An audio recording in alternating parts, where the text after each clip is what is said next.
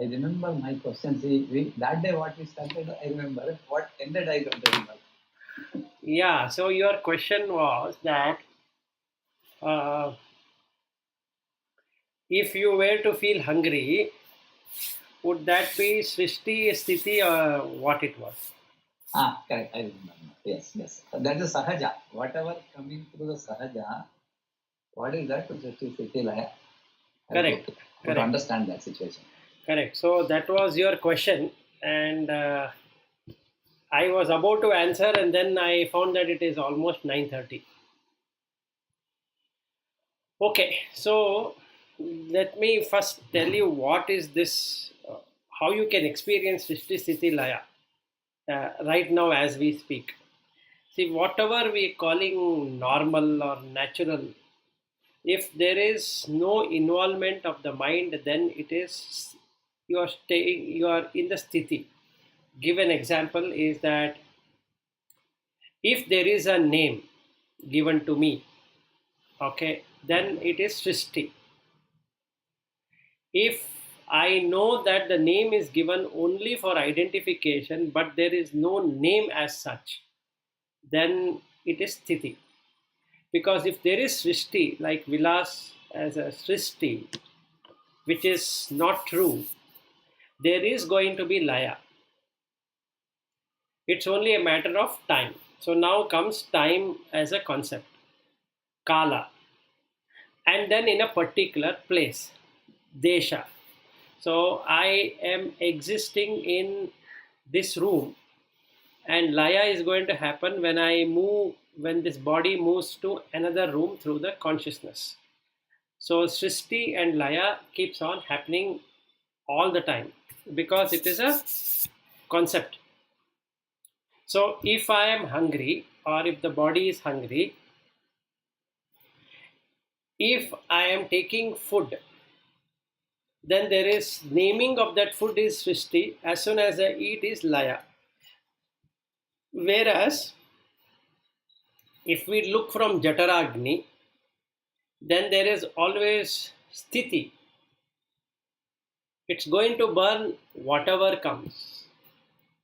It doesn't care about whether I will digest if it is dosa or vada or neer dosa or rice or fish or whatever it is. It doesn't really matter. So if we were to name something, then there is Srishti, and that is going to go to Laya. So in breathing, in seeing, in hearing, in tasting, in touching and smelling, five senses, if we were not to name anything at all and just take it as is given means that sight consists of four elements. So you are going to only see four elements, or I am going to see only four elements. Then hearing is just a wave coming towards the ear. So everything is sounding. Then the taste is six taste, but it is rasa only. It is nothing to do with I am tasting this or that. Then touch, again it's soft and hard and hot and cold. And there is movement in, as soon as I move my arm, there is a movement. So the consciousness is able to move the vayu or vata. Vata will make it move. So if I am aware of that and smell, again the air coming in hitting on my nose and I'm able to smell. It's not that I am smelling, it is just the smell is coming towards the ear and I don't, sorry, nose, and I'm not making any distinction between a perfume and a bad odor. I'm not making any distinction, it's just a smell. Then I am in Stithi. Else that smell goes away. Then is Laya. So if there's a fragrance coming in, after some time that fragrance goes away. So if dosa is coming in, after some time dosa goes away. Like that everything.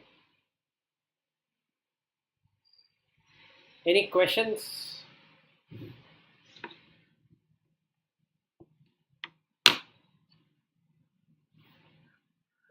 See, what you mentioned is how it comes and how it goes, right?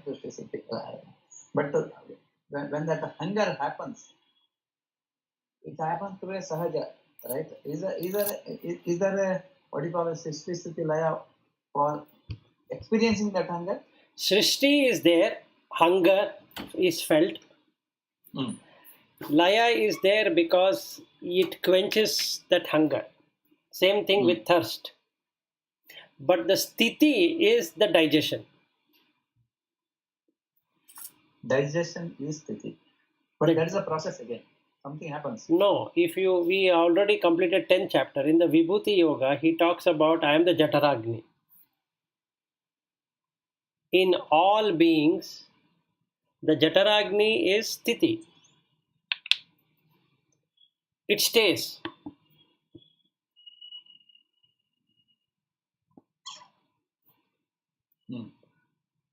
Jataragni is Stithi. Yeah.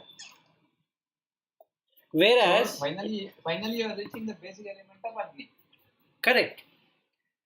Agni job is to burn. So it's always in Stithi. Vata job is to move. So there is movement. Prithvi is to be solid. And then the Jala is to flow and to bind substances.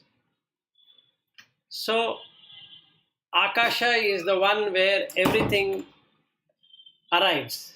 So that becomes Hiranyagarbha. So that's all. So there is no person. So if there is a person, then there is Shristi. So there is going to be Laya. So if there is a birth, there is going to be death because that name has been created. So finally, you are trying to understand that those five basic Panchabhutas, and then when you are able to visualize through your mind, the starting point is Shristi. Then when it is going away, it is Laya. In between is the Stithi. In between is Stithi, but if you are in Stithi, there is no Shristi and Laya. If you are the consciousness, then what is Laya here is that the Stithi is becoming end. Yes. That is going to an end is called, that means that Stithi. That Stithi is ending. Is there a multiple number of Stithis or all Stithis put together is only one? There is a Brahman. See, Stithi will not change. If we call any Stithi is a platform, on that Shristi and Laya happens. Yes, so that will remain as is. Shristi and Laya are going to keep on happening.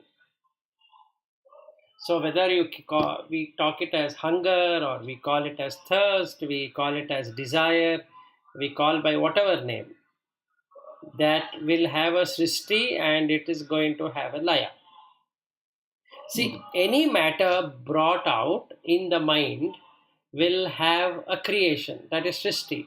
So we'll take a product, any product will have a Shristi. But when it is used, it gets into Laya. Stithi means it should not change at all. Only consciousness does not change. Everything else changes. So now our objective is to go to the consciousness. So there are two ways of doing. One way of doing is direct perception, which is what Shankaracharya tried doing it. And even the Buddha did that. Whereas this is not feasible or not easily accessible. So then Ramanujacharya thought that if you go to the Shakti, mother, then the mother will take you to the father. You cannot directly understand consciousness. So you require to understand the Shakti. Okay. So that's the reason it became Vishishta Advaita. The Vishishta is that you cannot have a direct perception. You can have an analogy, and analogy is through the Prakriti. And when it comes to Madhvacharya, he said that both are wrong because basically nobody can immediately get through consciousness, no matter how much one tries. So, world is duality, world is not single. So, Brahman is also Satya and Jagat is also Satya because it is experiential. You can experience. So you can't say that Shristi and Laya are the same coin, two faces of the same coin, because Stithi is not seen. Mm. So if somebody comes and says to me that Vilas, your wife is not no longer there, then there is Laya of wife because there was Shristi of wife. This intellectually I know, but when really it happens, then what is my turbulence? For me, the world is real at that point in time. The wife is dead. But it doesn't arise in me that wife itself was not there in the first place. What was there was only five elements and consciousness. So I don't get that at all. I will then start feeling, oh my goodness, how will I stay myself? Then what happens to my feeding? Who is going to take care of my son? How will I sleep alone? And she used to take care of so many things, and now I have to take care of all of that. It's overwhelming thoughts. So, isn't it real? It is real. So, Jagat is also real, and Brahman is also real. The experiencer is also real, the experienced is also real. So, there is no sthiti at that point in time. But what Krishna says is that you need to be in sthiti all the time, sthita prajna. So then what should happen? I need to cut out nama and rupa. Then only it is possible. So hunger means what? Hunger as hunger means feeding oneself with five elements. That's all. There's nothing like dosa or vada or upma or it can be chicken or mutton or whatever it is. It can be anything. It just goes inside. That's all. Then I'm in sthiti. Because the digestive fire is going to burn anything, right? It is not based upon what I eat. It can burn anything.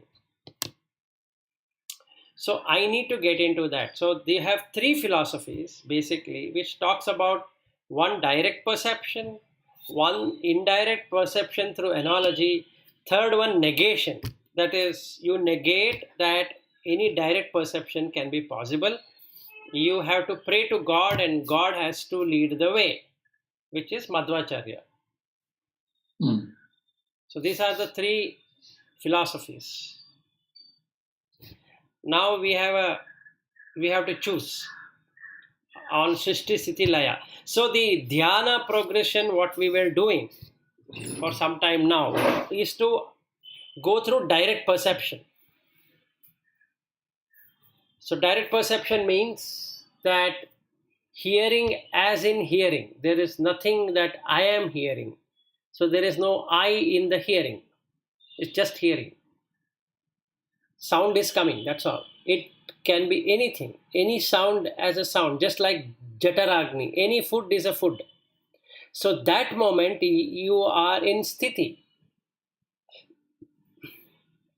If I give an example that near my home there is a mosque. Earlier it was not there, now they have built a mosque. And in the morning when I go for a walk on my terrace, then there is this guy saying Allah, and that will start. Now there are birds chirping and Allah happening, and my legs are making sound, and the body is making sound also. So if I take all of them as just sound, not attaching anything to that, then I am in Stithi at the very moment. Then what happens? If I am able to establish that, sight also becomes same because it keeps on moving. If the body is moving, the sight is also moving along with that. Then their taste is not there. The touch, my feet is touching the ground, but I am touching only hot and cold and hard and soft. So some surfaces are hard, some surfaces are soft. Then smell. Whatever smell comes from on the terrace can be due to the plants what we have kept there or due to some other smell, it just smell. So all the five senses are giving only the perception of what is coming there. Sound as in sound, sight as in sight, taste as in taste, touch as in touch, smell as in smell. That moment, there is only consciousness. The mind does not exist. Now, what is mind here? Mind here is that, oh shit, this morning this guy is shouting Allah. Why is he doing that? This loudspeaker, why don't they uh, slightly reduce the volume? Why they have to make such a big noise? Can be one. Two is that I enjoy walking in a park. If for Corona I cannot do that, now I am walking on my terrace. It's not good. The size is small. I cannot do such big round, and people are sleeping, so I cannot walk faster. I have to walk slow. So that is again mind made because walking is mind made. There is no concept of walking. There is no concept of running. There is no concept of exercising. There is no concept as concept itself.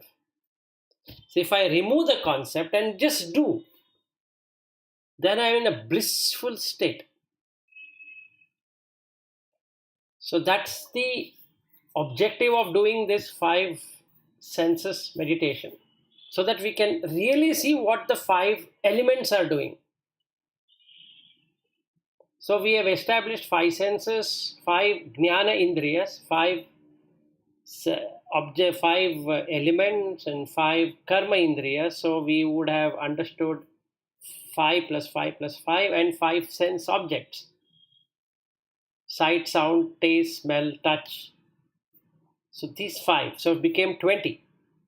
Now the mind, if it is established in Brahman, meaning to say in consciousness, then the perception, what I am getting, that is intellect, buddhi, is about the reality.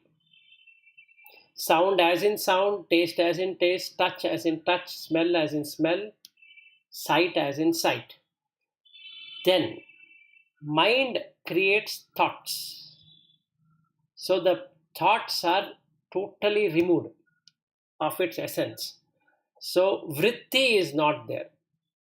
So when vritti is not there, I am transcending the Mula Prakriti, which is Sattva, Rajas, Tamas. So now I have established myself of understanding 24 tattvas. The 25th one, Purusha, is seen. So this is Sankhya.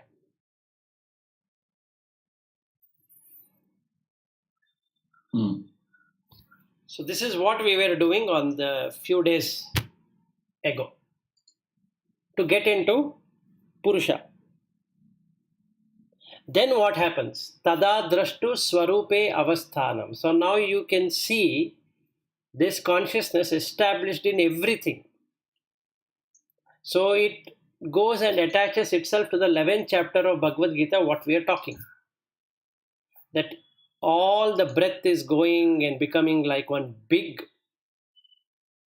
Vishwarupa.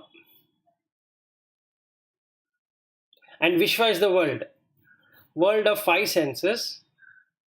Everyone has five senses, right from amoeba or even any living organism to Brahma have five senses. The subtlety varies. but they all have five senses. So now we are able to see this reality. Everything is One getting. minute. One minute. Who is having the five senses? Even Devas? Yeah, Deva and Brahma, everybody has five senses.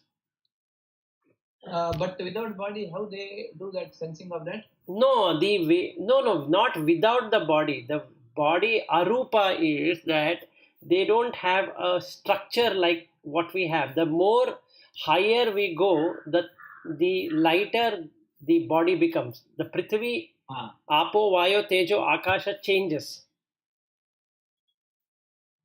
And that is the reason we can do alchemy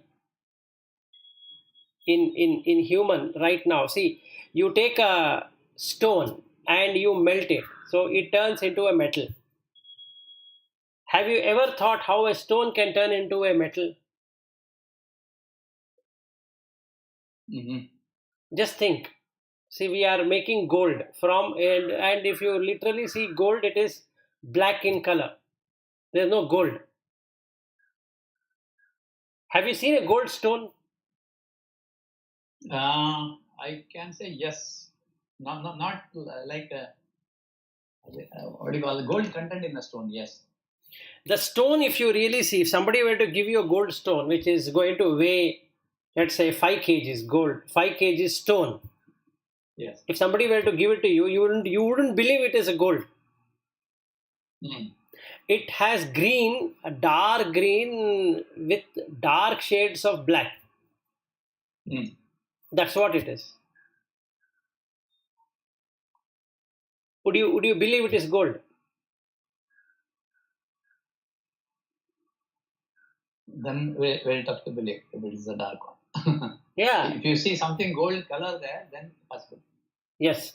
So then there is little bit of shine on that. So when you melt that gold, even silica has the same shining.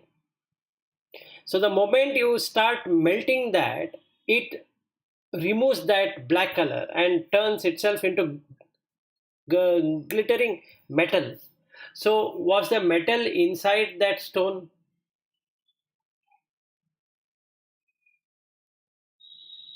Mm. Metal is there inside. No, was metal hidden inside the stone? Or stone was hiding inside the metal? This is what ni mayeyolago ninnolu mayeyo. Yeah, correct. It depends on if it is a very solid and if you kept gold inside, yes, I can say. But if it is something like mix of everything, it depends on it's a proper mix, or it depends on if you want to say that is it a gold or stone.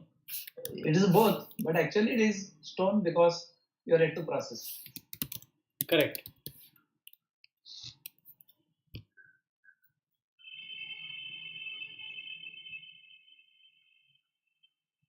So now if we were to see that, it looks like these crystals, basically, the shining on the stone. So now what you do is you smelt. So when you melt it, that 5 kg metal becomes, or 5 kg stone becomes 3 kgs. Similarly, that means when the, like in the animal, if you look at the cow and buffalo, they eat only this grass. I think we had covered it some time ago. So they eat grass, but why they should have such a heavy body? Just think. And we don't eat grass. We eat everything. I think I have no answer for why the shape or the weight of animals, human being, and everything different. No idea. It is to maybe balance the nature. Huh?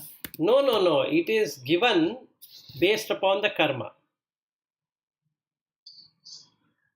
Mm-hmm. Okay. So the more karmically bad deeds are there, the heaviness of the body is going to arise. So if you look at a human being and an animal, like a cow and a buffalo and sheep, all these three eat only grass. Yeah. They don't eat non-vegetarian at all. And they stand wherever they are. They don't even move too much, right?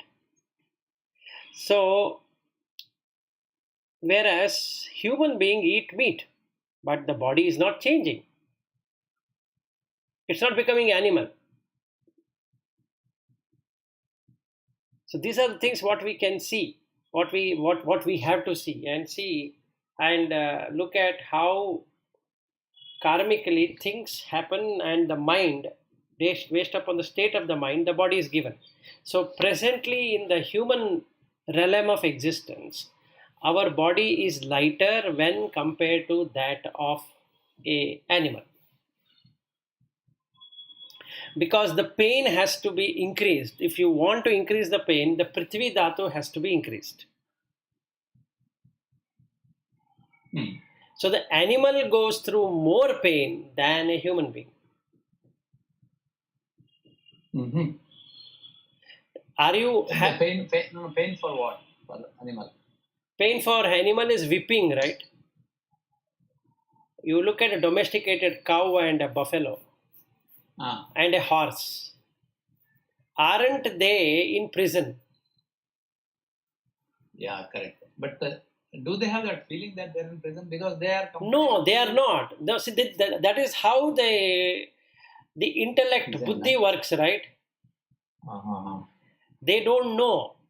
That is the whole idea. If you come to know that way, everything, your pet, everything is having a huge bondage. Yes. So its mind is devoid of intellect. There is no intellect. Mm-hmm. They don't know why they are weeping.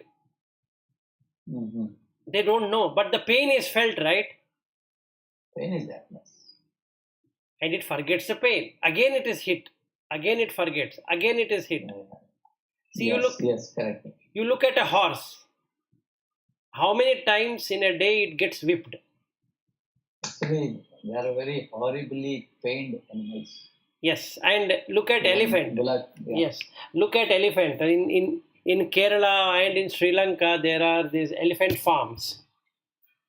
If you go and watch the amount of torture the elephant undergoes, and it's a huge animal, right? Yeah. When compared to human being, it can just tramp a human being. But human being is able to master that elephant.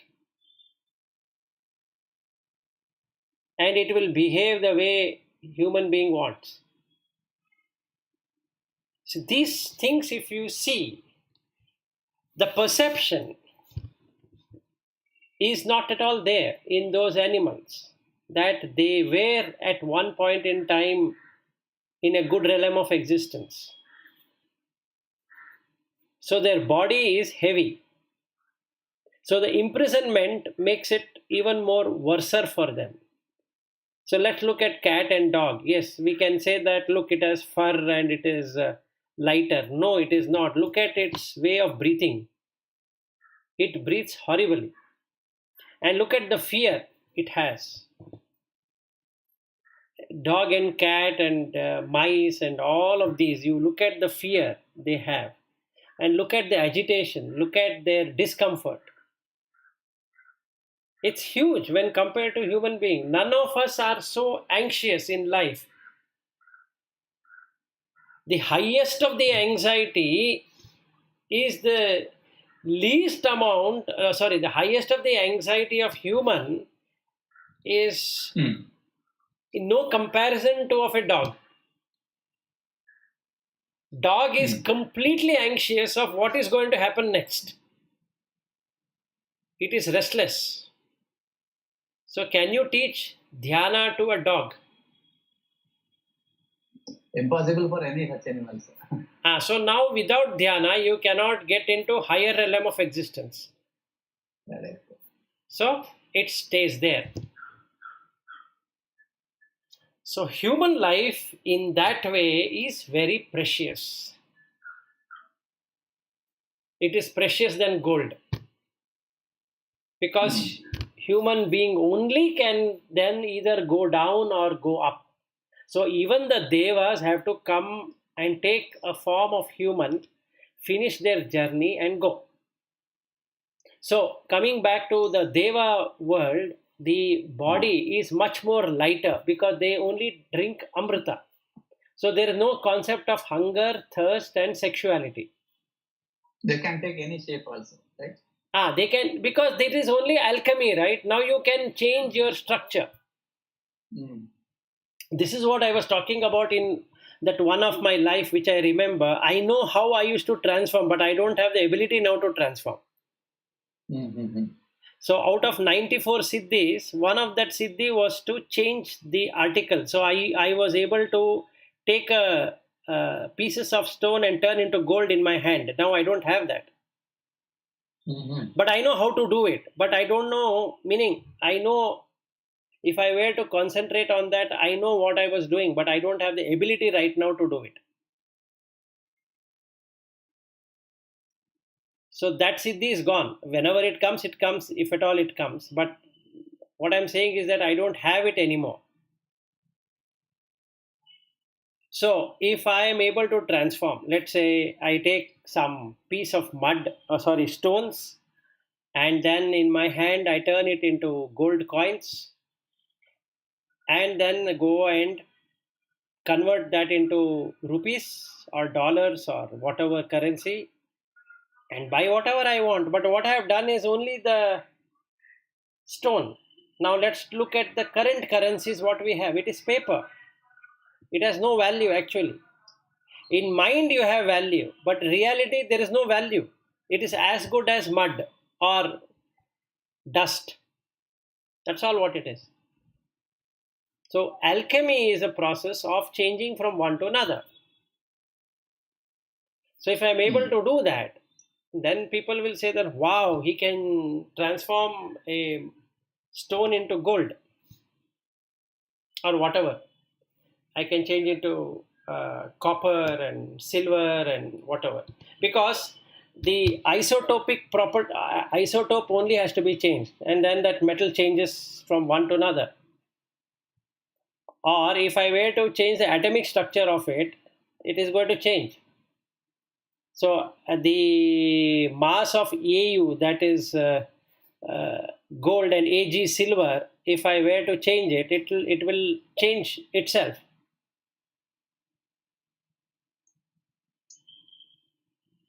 So I can become an alchemist.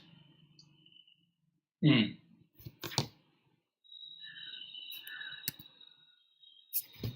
So Yeah. through Siddhi, this can be achieved even now, right? Yes, this is Siddhi. Actually, if I were to do it, it becomes Siddhi. So who is doing it? It is a consciousness which is doing it. What is the purpose of that Siddhi used? For spiritual It's of no reaching use. higher level of spirituality? Siddhi No. It is only for to show to others. No, it is the consciousness ability to transform things. So it is not my siddhi anyway. It is there in consciousness. So consciousness is all knower, all pervading. So that is sthiti. It can do whatever, but it doesn't change. It remains the same. Whereas the mind names it as gold and silver and copper and whatever it is, and it suffers because then it treats everything as a separate entity, which is not. So the objective of the dhyana, what we were doing, is to become samatva. Then you get into the sthita prajna. That means you are in sthiti all the time. And the best way of living is yatha sthiti. Yatha means as is. Sthiti is the state. So right now, right here. So this is chit. So in Satchidananda, existence, consciousness, bliss, if I am conscious of everything, I am in sthiti. There is no nama and rupa.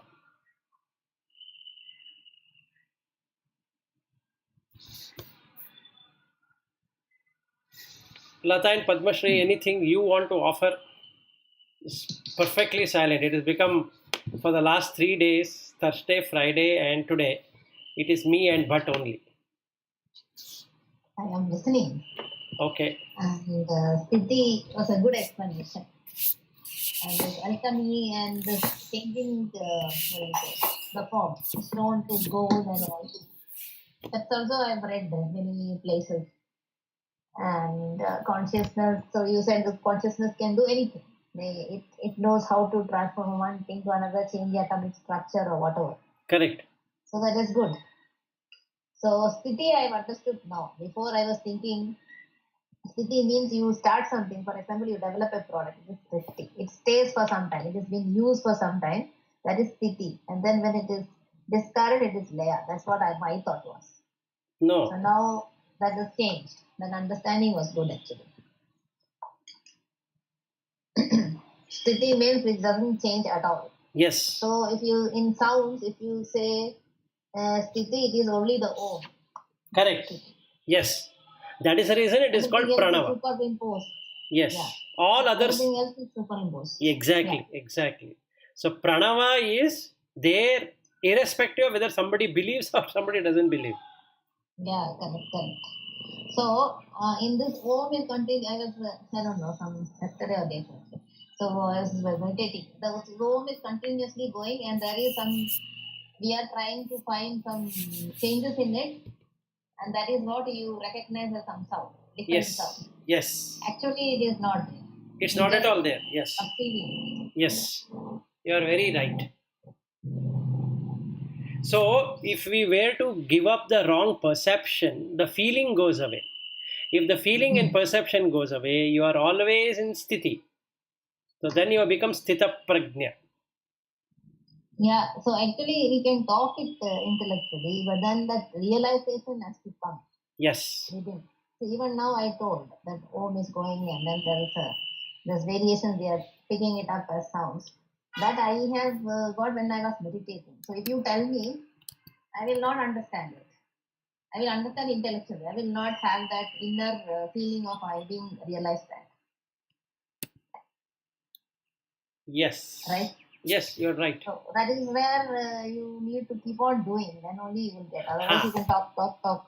Yes, so for that reason only, I wanted to find out what is the best way to meditate. So that is why the reason I wanted to do this pure elemental meditation, because then you are purifying the element. So this is what Sadhguru keeps on saying, that unless Bhuta Shuddhi happens, Chitta Shuddhi can never happen. So one of the ways of Bhuta Shuddhi is to go to God, because without that you cannot really see what is happening.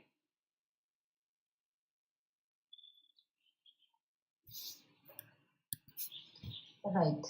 So what we are dealing with is Chitta. But that is direct perception. There is no intermediate. Yeah, that's also difficult. So it's actually when you are asking us to do, also I was struggling to understand why exactly what are you doing and what is it that we will get to. So unless and until you do for continuous amount of time, you will not realize it. It's very difficult way to do it actually. Yeah, this is the most difficult. What I am teaching is the most difficult. Whatever I am experiencing, I am teaching it to you. Yeah, correct. So I also know the difficulty of it. Yeah, so somehow maybe a little bit I've understood what is not completely sound and taste. The others are still not fully understood. Yeah, and some time back I used to tell you that sight and thoughts are in WIP, right?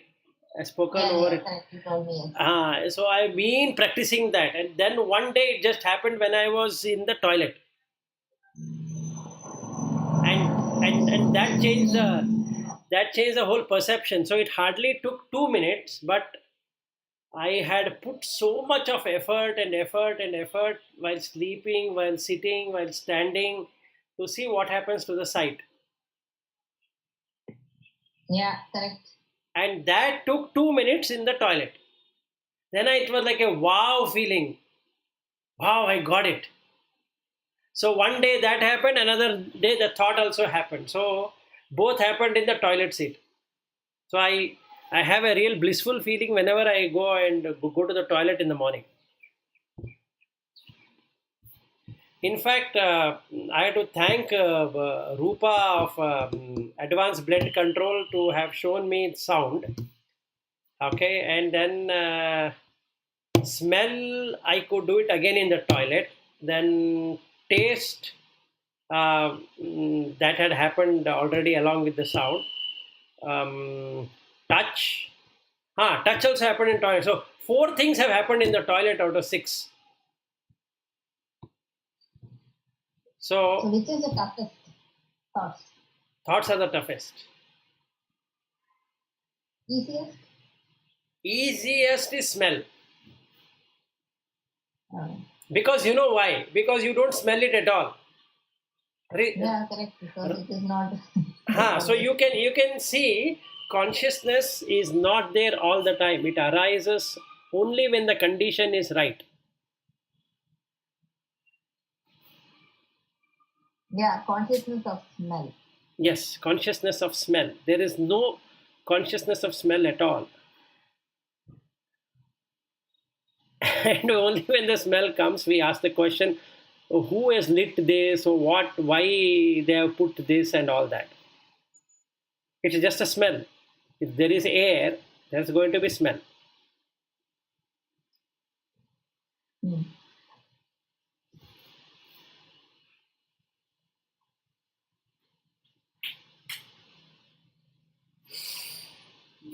So this practice will lead you to direct realization. If that doesn't work, then we have to go through bhakti yoga. Yeah, correct. If you are not able to do this, anyway, I have done a lot of bhakti before. Hmm. Or I don't know, this bhakti or jnana, but some sort of that. Yeah, but it takes time. It has to, what do you say, flower up on its own. Correct. You can't force it. Yes, That's you what I cannot. realized. Yes, If you, how much ever, before I used to be desperate. I want to do fast, and then that desperation is gone now. Yeah. Once you get one, see, now you have to choose which is the most easiest. Like you asked me, take smell for a whole week. Try to smell whatever you smell. Don't name it. If you think that is the easiest, or another like bud can take smell.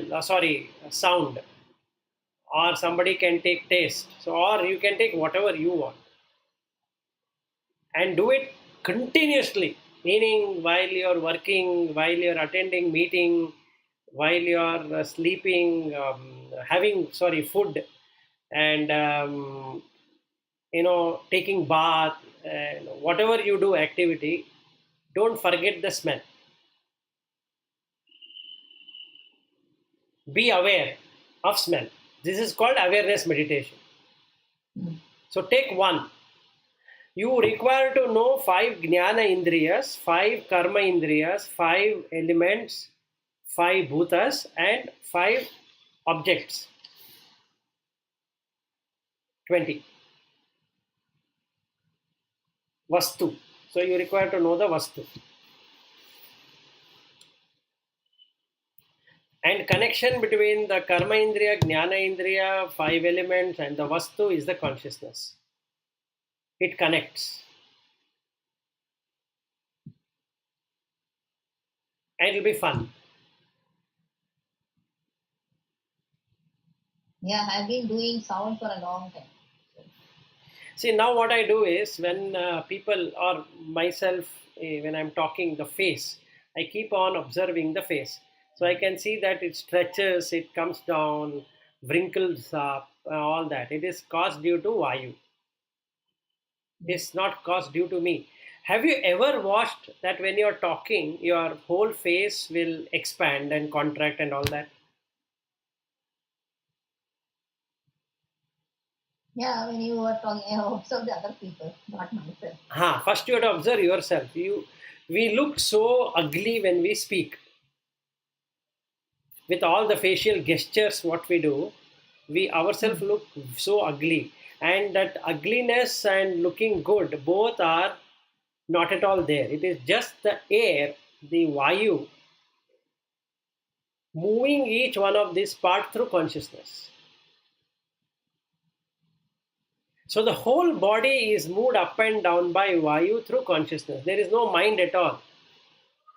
You are not expanding, like I am not expanding my lips and the face, eyes are going up and the eyebrows are going up.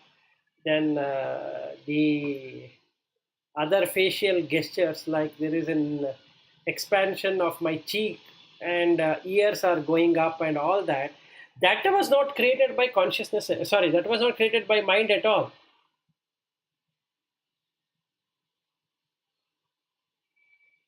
It was done by consciousness.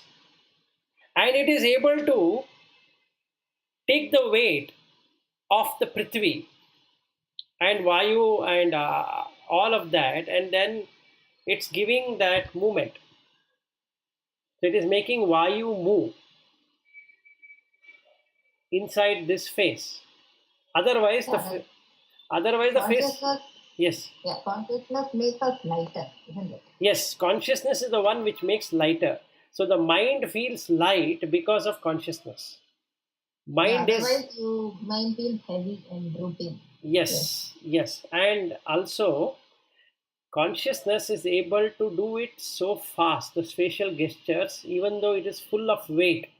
The skull weight, the cheekbone, the bone is so much hard and it is cannot be moved, but consciousness is able to move.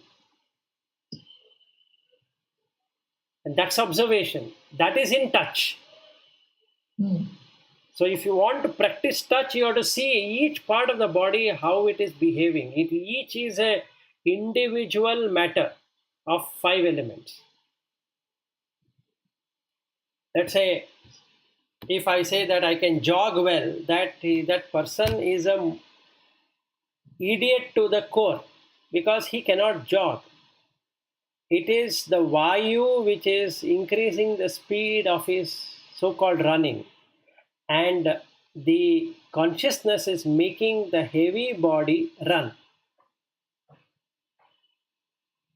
Out of no knowledge, I will then say I was able to jog, I was able to walk, how strong I am and all that.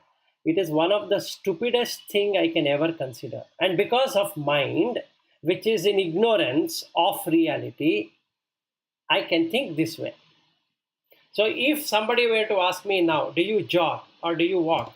Just for conventional reasons, I can say, yeah, I can jog, I can walk, I can do all of that, I can talk, and I can sit, I can stand, but really nobody is sitting and standing.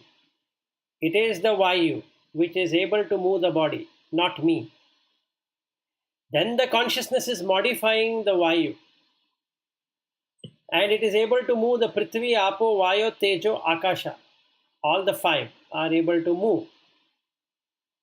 So then there is movement, and that is done by consciousness.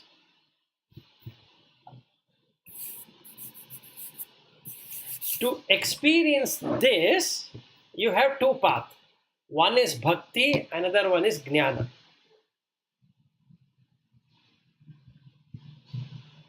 So we have to choose what we want.